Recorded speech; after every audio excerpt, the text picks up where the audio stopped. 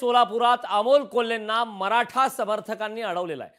मराठा आरक्षणाची भूमिका स्पष्ट करण्याची मागणी केलेली आहे। एक मराठा लाख मराठा अशी जोरदार घोषणाबाजी करण्यात आली। दृश्य आपण पाहतो, सोलापूर मधली दृश्य आहेत।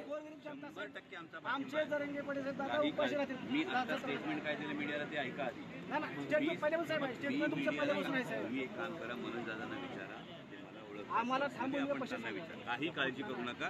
साहेबांनी कालच भूमिका स्पष्ट सांगितली। एक मराठा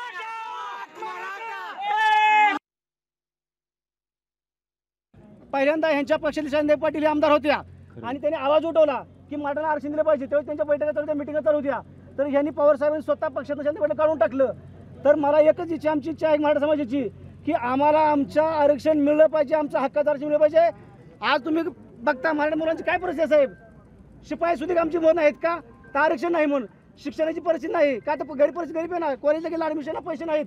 तर आमची एकच इच्छा आहे की आम्हाला आरक्षण मिळलं पाहिजे आणि ते तुम्ही दिलं पाहिजे। लोकशाही मराठी ऐका, पहा, जागरूक रहा।